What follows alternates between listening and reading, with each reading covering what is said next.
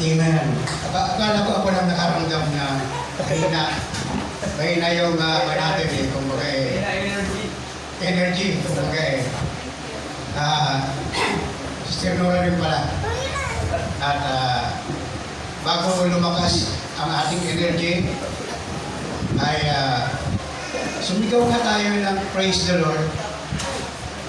Praise the Lord! Okay, 1, 2, 3. Praise the Lord! Amen. So, sige na.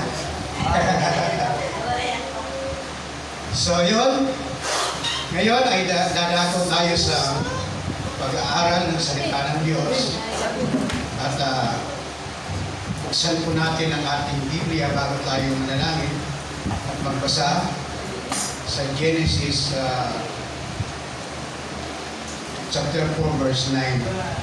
Isang verse lang to.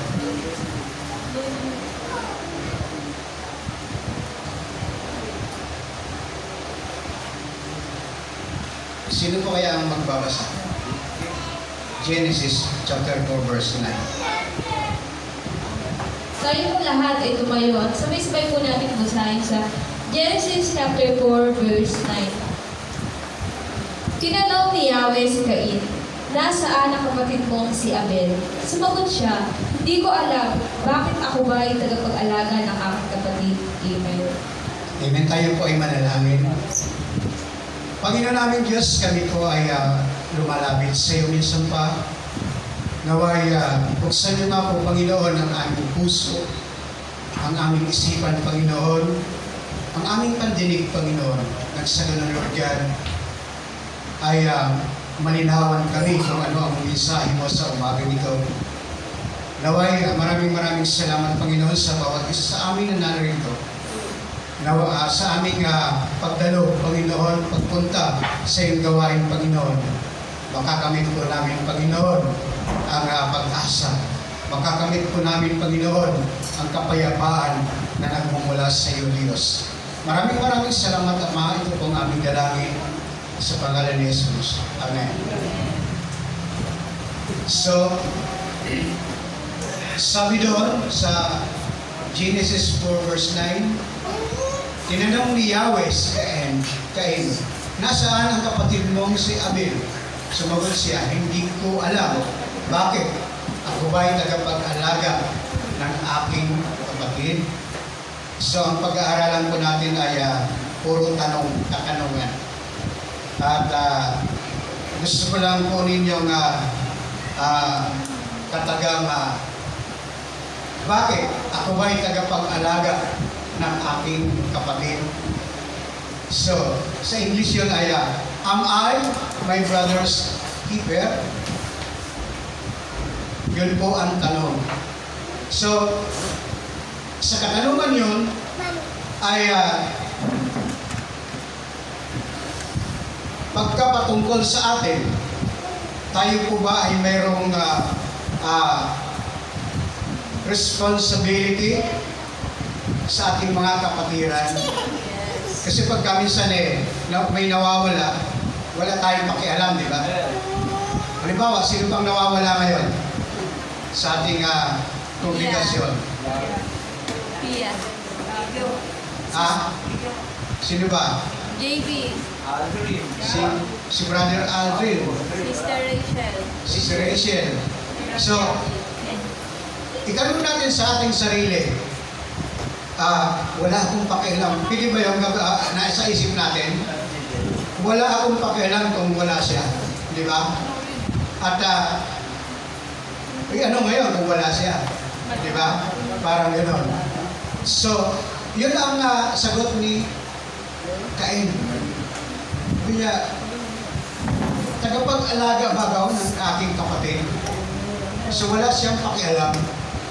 Yun po ang ating topic ngayon, na kinakailangan magkaroon tayo ng tinatawag na love one another.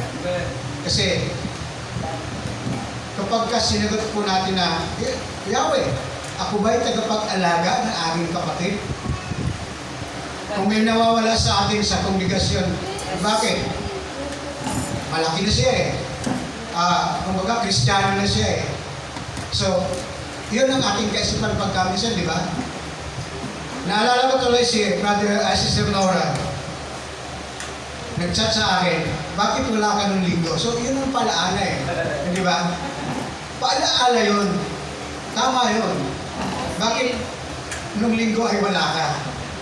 So, yun po yun dapat, naroon yung tinatawag na care, yung pag-aalala mo.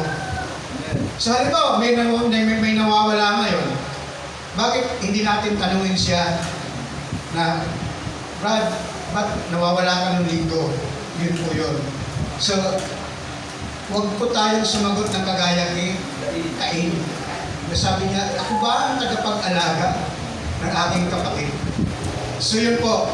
Yun po yung ating kamagat ngayon na, am I my brother's keeper? Yun. So, sa New Testament, ay mayroong kasagutan, maliwanag na kasagutan na sumasang-ayon sa topic natin ngayon. Number 1, Roman number 1, our responsibilities to one another. Kinakailangan tayo meron tinatawag na responsibilidad sa bawat isa sa atin. Kapag ka nawawala si Nanay Sally, siyempre, tatanungin po natin, bakit Nanay Sally nawawala ka? Yun po yun. So, isa po yun sa care mo, yung kinukang ka, kumbaga pinapaalalahanan ka. Yun po yun. So, am I my brother's keeper? Yun po. So, anong responsibilidad po natin? Kinakailangan daw po ay, letter A, we are to love one another.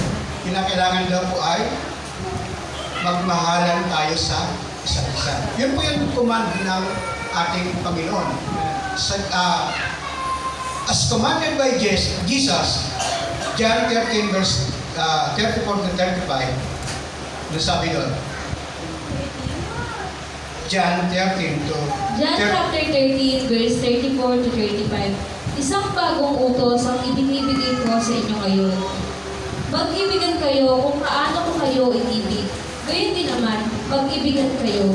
Kung kayo'y mag-iibigan, makikilala ng lahat na kayo'y mga alagad ko. Amen. Yan. Kapag tayo po ay nag-iibigan, makikilala po natin na tayo ay alagad ng Diyos. Yun po yun. So, command po yan, utos ng Diyos yan. Sabi rito, isang bagong utos ang ibinibigay ko sa inyo ngayon. Mag-ibigan kayo kung paano ko kayo inibig, gayon din naman, mag-ibigan kayo.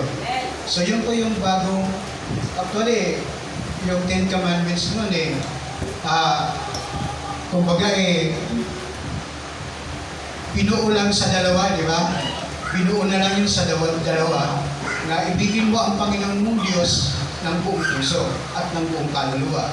At yung pangalawa ay ibigin mo yung inyong kapwa gaya ng iyong sarili. Kasi doon sa 10 utos, bawal pumatay. Kapag kayo pumatay, wala kang pag-ibig, di ba? Hindi mo iniibig yung kapwa mo. So yun, kinakailangan mag-ibigan po tayo sapagkat makikilala po natin na tayo po ay mga lingkod ng ating Panginoon. Number 2 ay, ito po ay turo ng ating Apostol Paul na kung saan ay sa 1 Thessalonians 4:9, ano sabi doon? 1 Thessalonica chapter 4, verse 9. Tungkol naman sa pag-ibig na dapat iukol sa mga kapatid sa pananampalataya, hindi na kailangang paalalahanan pa kayo dahil itinuro na sa inyo ng Diyos kung paano kayo mag-iibigan. Amen. So yun, number 1 talaga, ang pag-ibig. Sabi rito, tungkol naman sa pag-ibig na dapat iukol sa mga kapatid sa pananampalataya, hindi na kailangan paalalahanan pa kayo dahil tinuturo na sa inyo ng Diyos kung paano kayo mag-ibigan. So, kumbaga hindi na dapat na utusan pa natin na, oy, puntahan mo naman si kapatid na hindi na siya umaattend ganyan eh. So, ikaw na mismo. Siyempre, ikaw ang malakas, kinakailangan, ikaw na ang pumunta. Yun po yun. So, yun. At pangatlo ay instructed by Peter. Ang sabi ni Peter doon sa 1 Peter 1:22,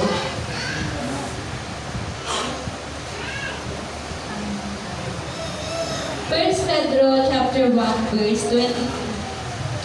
Ngayong malinis na kayo dahil sa inyong pagsunod sa katotohanan, ang naghahari na sa inyo ang tapat na pag-iibigan bilang magkakapatid, naway maging maalam at taus-puso sa inyong pagmamahalan. so yun. Ngayong malinis na kayo dahil sa inyong pagsunod sa katotohanan at naghahari na sa inyo ang tapat na pag-iibigan bilang magkakapatid, naway maging maalam at taos sa puso ang inyong pagmamahalan. Taos, ano ibig sabihin ng taos? Kupal. Yung hindi napipilitan. Yung taos, yung ikaw na mismo, kumbaga voluntaryong ikaw ang gumawa. Kumbaga kinakailangan ay maging maalam. At ano ba yung maalam? Maalam, yung masigla, kinakailangan ay yung masigla ka at taos sa puso mo ang paglilingkod sa kapwa. Yun yun. So, yun po ang sabi ni Peter.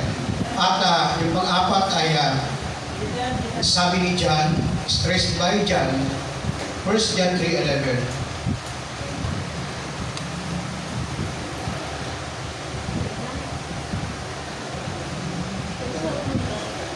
First John chapter 3 verse 11. Ito ang mensahe na narinig na ninyo sa simula pa. Magmahalan tayo. Amen. Yan. Ano ba yung narinig po natin sa simula pa? Yung pagmamahal. Maging si Jesus ay, tayo po ay unang, ano ba doon? Minahal po tayo ng ating Panginoon. So, dahil na sa pagmamahala na yun, ay mensahe yun na narinig po natin tungkol kay Jesus bilang isang sa John 3:16 na gayon na lamang ang pag-ibig ng Diyos sa sanlibutan. Kaya ibinigay ang kanyang bugtong na anak na si Jesus, ang sino man sa kanya sumampalataya ay hindi mapahamak kundi magkaroon ng buhay na walang hanggan. Narinig po natin na yan, ang pag-ibig ng Diyos. So, dahil ang pag-ibig ng Diyos ay binigay niya ang kanyang bugtong na anak, gayon din naman tayo. Sabi niya, ito ang mensahe na rinig na ninyo. Simula pa, magmahalan tayo. Hindi po tayo dapat magtanong na ako ba ang tagapag-alaga ng aking kapatid. Pinakailangan, kusa po tayo mahal sa ating kapwa. So yun, maging doon sa 1 John chapter 4 verse 7.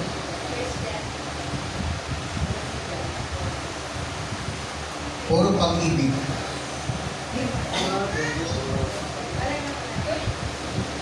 First John chapter 4 verse 7.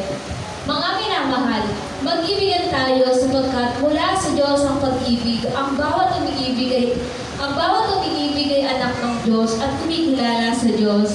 Amen.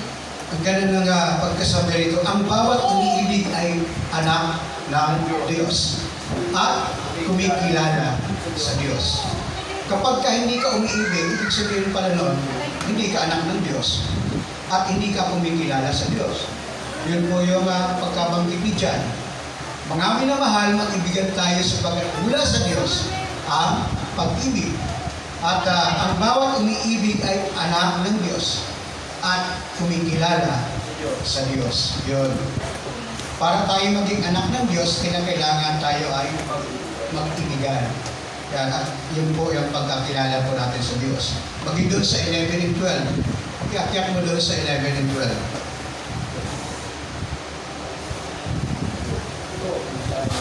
Mga minamahal, dahil ganoon kadakila ang pag-ibig ng Diyos sa atin, dapat din tayo magmahalan. 12.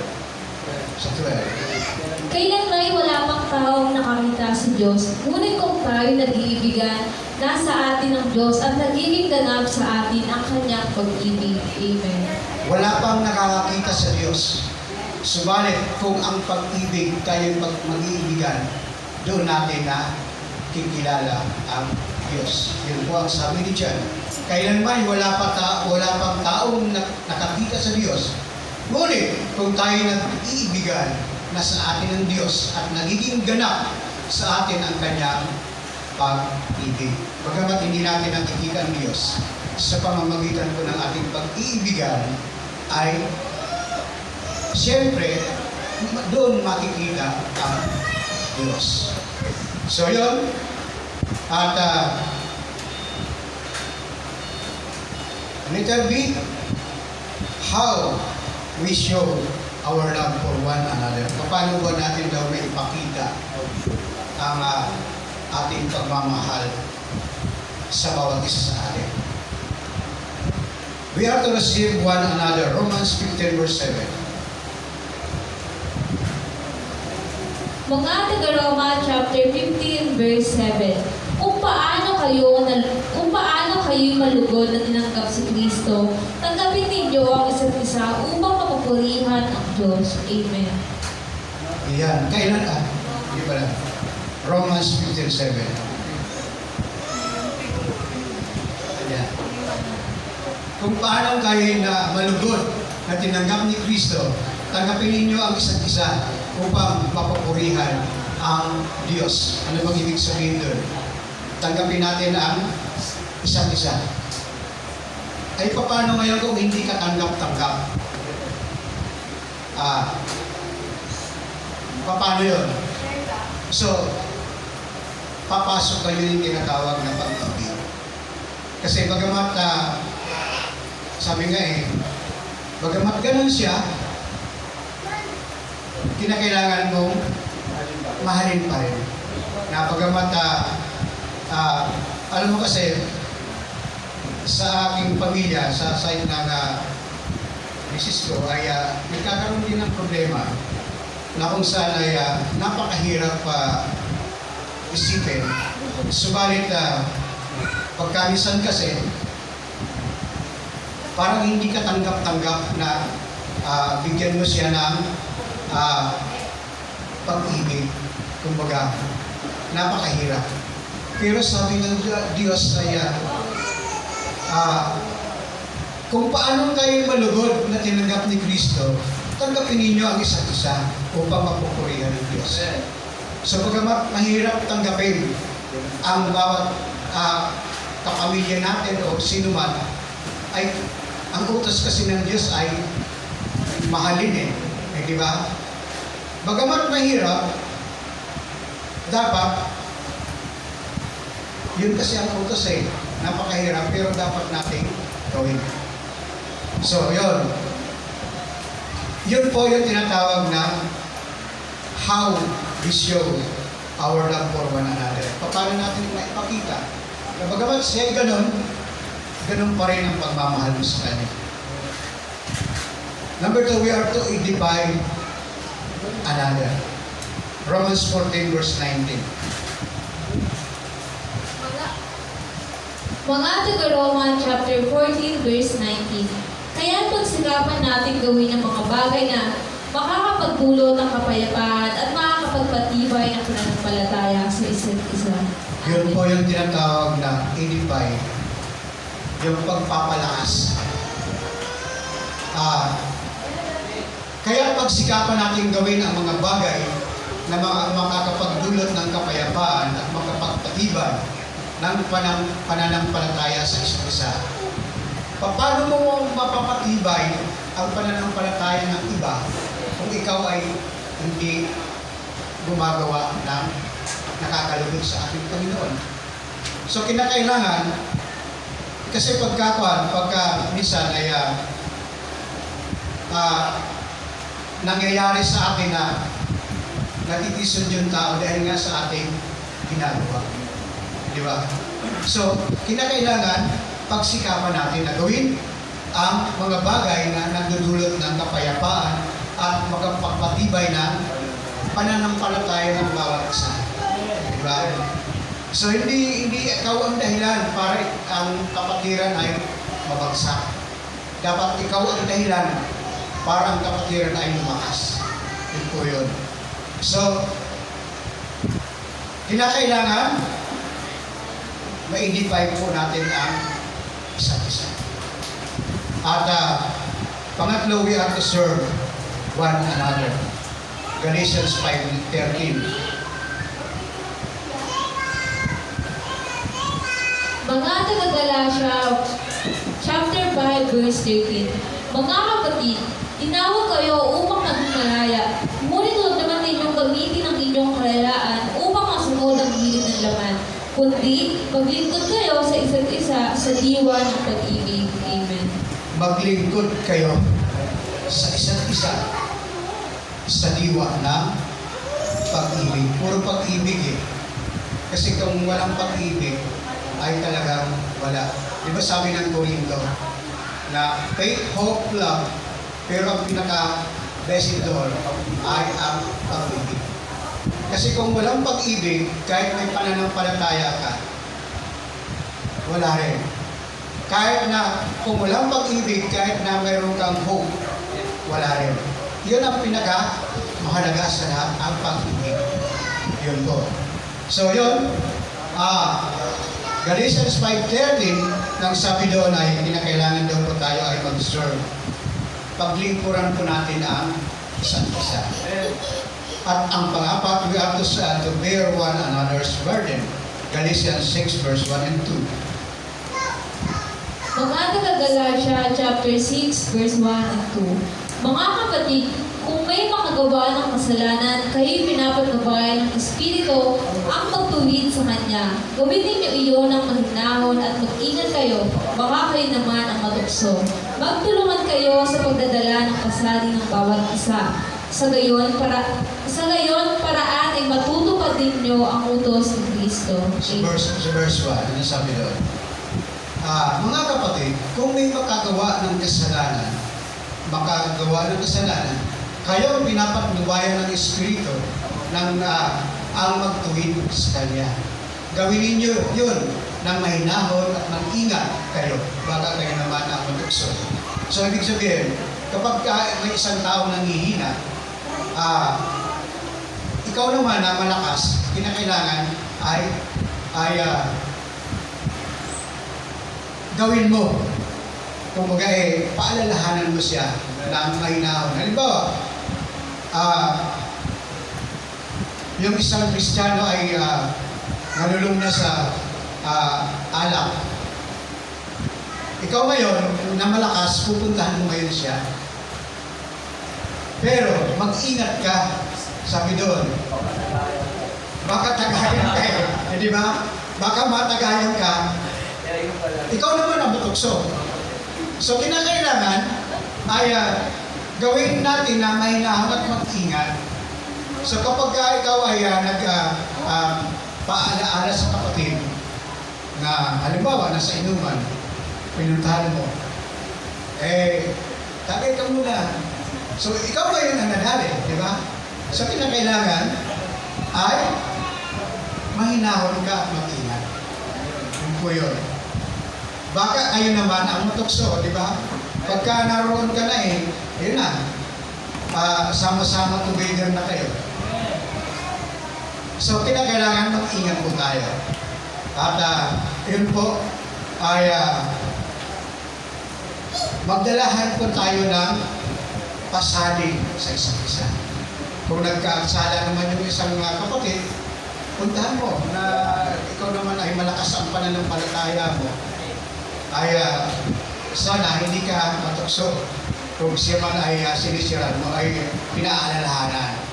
At nang sa ganon ay sabi rito ay doon sa verse 2, ano sabi doon? magtulungan kayo sa pagdadala ng pasanin ng bawat isa, sa gayong paraan ay matutupad ninyo ang utos ng Kristo. Yun po yun. So, we have to bear one another's burden. At number 5, we are to be forgiving one another. Ephesians 4:32.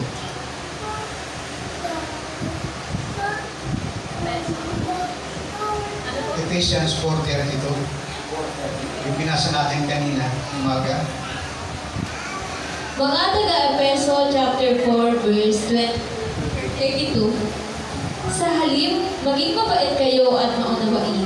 Magpatawad kayo sa isa't isa, tulad ng pagpapatawad sa inyo ng Diyos dahil kay Kristo. Amen. Ayan. Magpatawad kayo sa isa't isa. Kung mayroon mang pagkukulang, kasalanan ng bawat isa, ay naroon yung pagpapatawad. At tulad ng pagpapatawad sa inyo ng Diyos dahil kay Kristo. So yun po, bilang isang magkakapatid sa Panginoon, kinakailangan ay magkaroon ng pagpapatawad sa isa't isa. Na kung sana, bagamat mahirap patawarin kung may nagawa sa iyong kasalanan, pero dapat natin gawin kasi yun ang utos ng Diyos. Yun po yun. So, number 6, we have to be submitting one another. Ephesians 5:21. Mga taga-Efeso chapter 5 verse 21. Pasakop kayo sa isa't isa bilang tanda ng inyong paggalang kay Kristo. So, pasakop tayo sa isa't isa. Kasi kung hindi tayo magpasakop sa isa't isa, wala tayong paggalang kay Kristo. Sabi ron, pasakop kayo sa isa't isa bilang tanda ng inyong paggalang kay Kristo. Paggalang sa ating Panginoon kung tayo nagpapasakop sa isa't isa. So, number 7, we have to exhort one another. Hebrew 3 verse 12 to 13.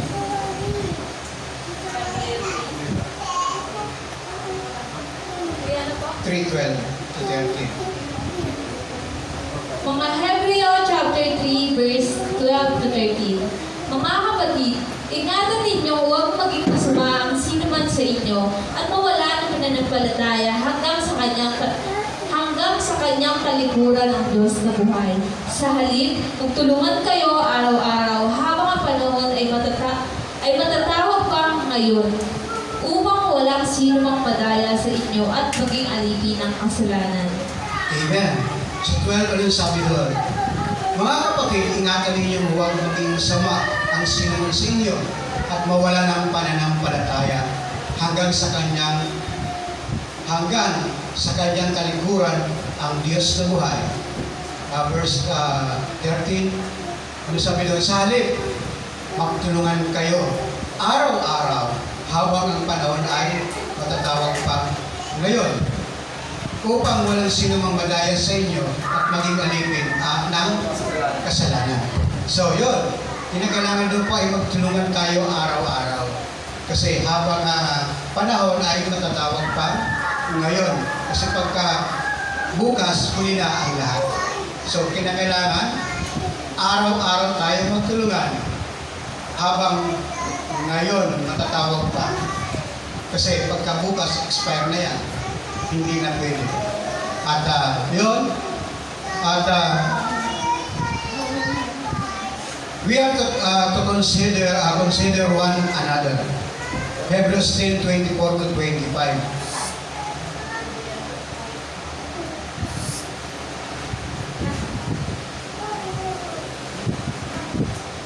Hebreo 10:24 to 25. Mga Hebreo chapter 10 verse 24 to 25. Sigapin din natin gisingin ang damdamin ng bawat isa sa pagmamahal sa kapwa at sa paggawa ng mabuti. Huwag natin kakaligtaan ang pagdalo sa ating mga pagtitipon gaya ng ginagawa ng ilan. Sa halip, palakasin natin ang loob ng isa't isa, lalo na ngayon na nakikita natin malapit na ang araw ng Panginoon. Amen. Amen. 24, ano sabi doon? Sikapin din natin gisingin ang damdamin ng bawat isa. Pagmamahal sa kapwa at sa paggawa ng mabuti. So sabi doon ay sikapin. Pag sinabi kasi yung sikapin, mahirap gawin, di ba? Pag sinabi mong word na sikapin, napakahirap gawin. Yung kumbaga yung another side doon. So sikapin din natin gisingin. Pag sinabing gisingin, may natutulog. Di ba? Amen. Ganon yan. Ang damdamin ng bawat isa sa atin, ang bawat isa sa pagmamahal sa kapwa at sa paggawa ng mabuti. So kung mayroong mga tutulog-tulog, gisingin po natin. Baka nawawala na sa Diyos. Nawawala na yung kumbaga yung connection na parang tawag ito, kung sa internet ay yung umiikot na lang yung ilog. Loading. Loading. Yun. Pagka ganyan, kinakailangan ay maging alert po tayo. At yun, sa 25, ano sabi doon? Huwag natin kaligtaan ang pagdalo sa ating pagtitipon. So yun, kagaya natin ngayon. Kasi yung pagdalo dito sa atin ay, yun po ay nagpapalakas. Dahil ang ginagawa rin sa halip. Kasi sabi nga, naalala ko tuloy yung Hebrew 10:25. Kagaya daw ng mga, buti pa yung mga sabungiro alam nila kahit na hindi mo imbitahan yan pupunta yan di ba? Alam niya Abutin na nila yun. Oo, pag sinabing sa may sabungan dito sa kaibigan, pupunta yan kahit napakahirap magta-tricycle yan, mahirap, walang pan doon walang biyahe Kahit may bogey pa. walang biyahe ng jeep tricycle, pwede yun, may paraan. Tayo kaya bilang isang Kristiyano, ano kaya ang dapat natin gawin kapag tayo po ay mayroong pagtitipon? So, kinakailangan, huwag kaligtaan. Ibig sabihin, ang pagdalaw sa ating pagtitipon na ginagawa ng ilan, yung ginagawa daw ng ilan, yung mga sabongero. Salit, palakasin natin ang loob ng isa't isa, lalo na ngayon, nakikita nating malapit na ang araw ng Panginoon. So yun, let us consider one another. We are to be hospitable to one another. 1 Peter 4:8-10.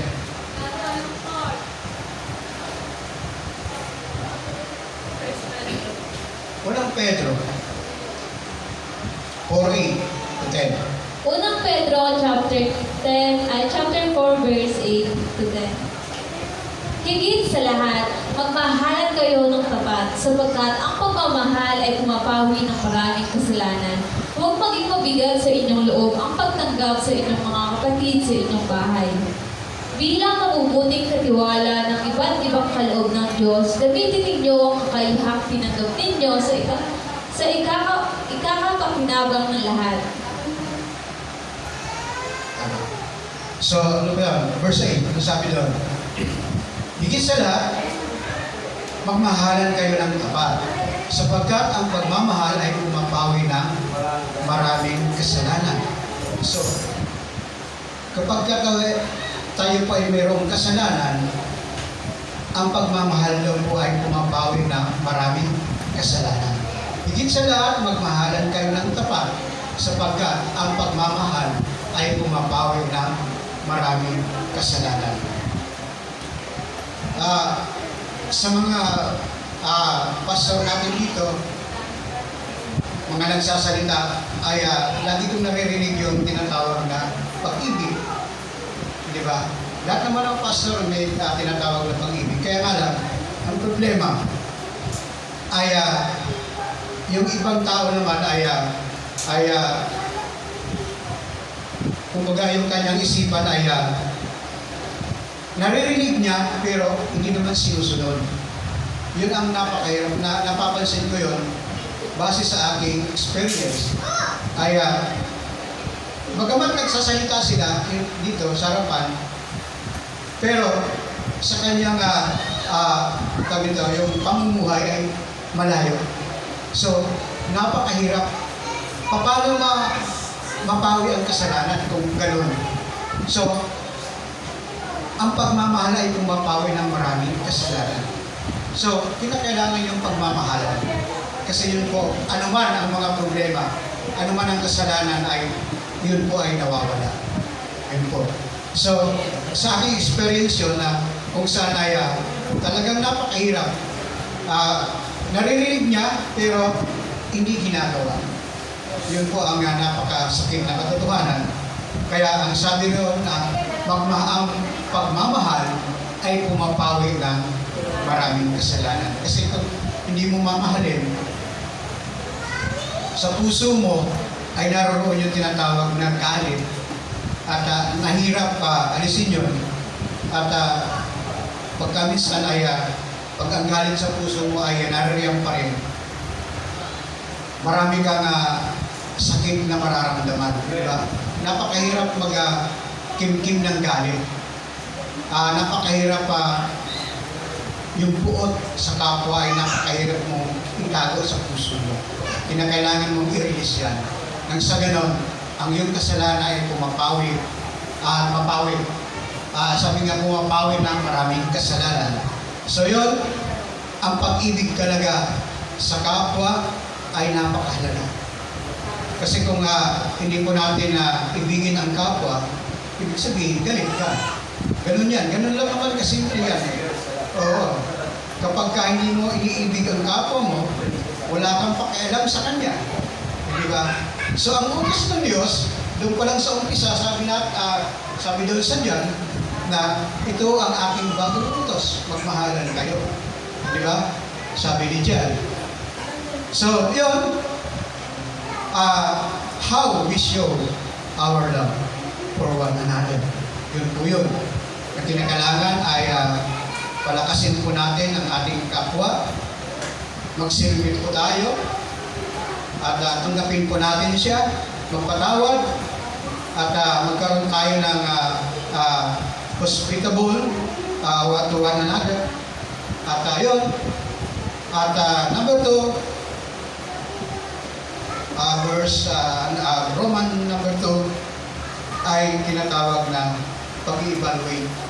Ito po yung evaluate. Evaluating our role as our brother's keeper.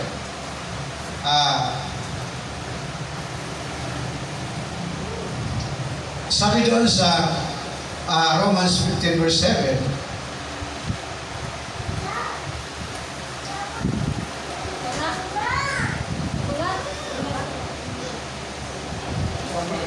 balikan po natin yung Romans 15 verse 7. Praise. Mga taga-Roma, chapter 15, verse 7.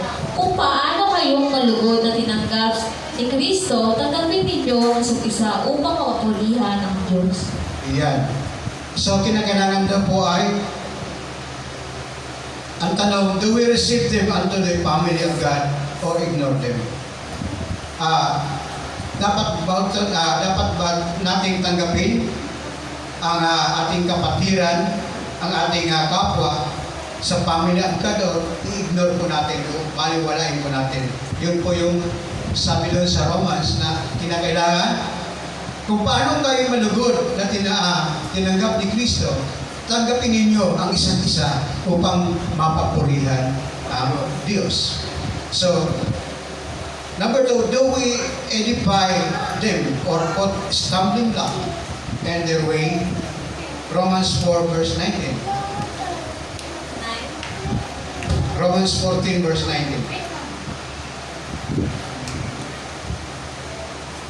Mga taga-Roma, chapter 14, verse 19. Kaya pagsikapan natin gawin ang mga bagay na makakapagdulot ng kapayapaan at makakapagpatibay ng pananampalataya ng isa't isa. Yan. Kaya sikapin natin gawin ang mga bagay na nagdudulot ng kapayapaan at makapagpatibay ng pananampalataya sa isa't isa. Sinabi po natin yan dito sa unang nabanggit ko na kung saan ay kinakailangan ang tinatawag na edify. Palakasin po natin ang ating mga kapatiran.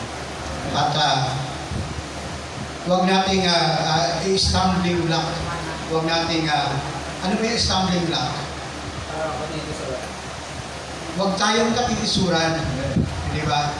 Bagkos tayo ang magpapalakas sa Kanya. Halimbawa, yung tayo ay gumagawa na hindi nakalulugod sa Diyos, tapos nakita ng kapatiran mo, stumbling block ang tawag doon. Kapitisuran mo tayo. So, kinakailangan ay, sabi doon, sikapin natin gawin ng mga bagay na nagdudulot ng kapayapaan at makakapagpatibay ng pananampalataya ng isa't isa. So yun, at nawa, ang sabi ng ni Cain ay huwag nating gayahin na kung saan ang sabi ni Cain ay, am I my brother's keeper? Wala ba po tayong pakialam sa kapwa Kristiyano, kapwa kapatiran po natin? At yun po ang tanong na kayo lamang ang makakasagot nun. Di ba? Katanungan na ikaw ang dapat tumugon. Nawa, ang mensahe ito ay tumimo sa ating pandinig. Ibig sabihin kasi sa spiritual ears. Kasi di ba sabi ng Korinto, makinig man kayo ng makinig ay hindi po pa rin maunawaan. Di ba? Naging bulag po tayo. So, kinakailangan ang ating narinig, ang ating napakinggan ay tumimot sa ating puso at maisagawa po natin. At sa ganon, tayo po ay hindi magsasabi, am I my brother's keeper? Na wala po tayong pakialam sa ating kapwa, sa ating kapatiran. So, kinakailangan gawin po natin ang command ng ating Panginoon na mag-ibigan po tayo. Basahin nga po natin ulit sa John 13 verse 34 to 35.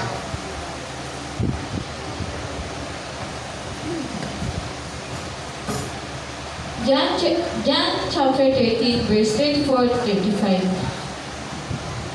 Isang bagong utos ang ibinigay ko sa inyo ngayon.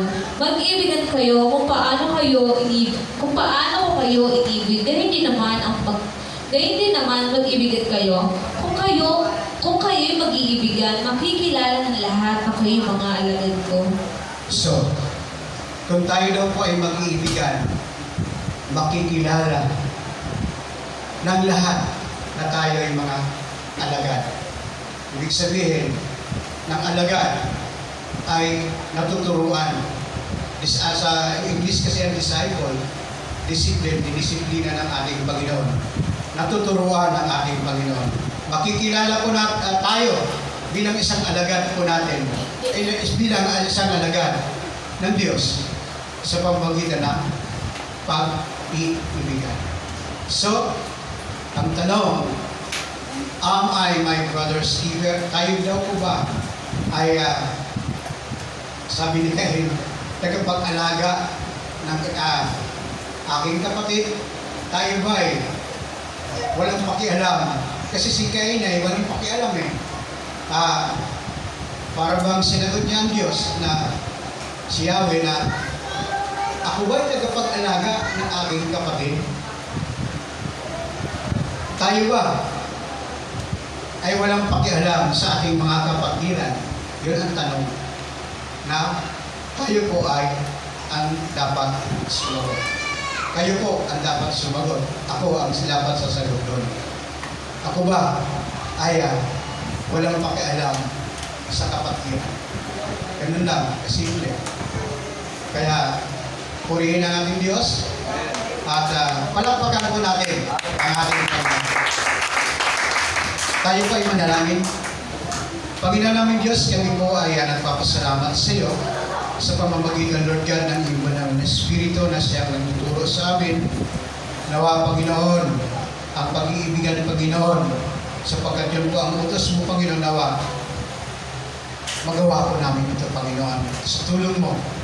At wala po kaming magagawa kung ikaw ay wala sa aming buhay. Salamat po, Panginoon, sa mga pagpapala na patuloy mong pinagkakalob sa amin. Sa bawat isa sa amin na narito, Panginoon. Maraming salamat, Ama. Nawa, mabuksan po namin ang aming puso, ang aming isipan, Panginoon. Ang aming pandinig, Panginoon, nang sa ganon, magawa po namin ang ipinagagawa mo, Panginoon, na kung saan kami po ay mag-iibigan, Panginoon. Yun po ang utos mo, Panginoon. Maraming salamat sa iyo, Diyos, sa umagang ito. Binabalik namin sa iyo ang aming papuri, ang aming pasasalamat, ang aming pagsamba sa iyo, Panginoon. Sa pangalan ni Jesus. Amen. Amen.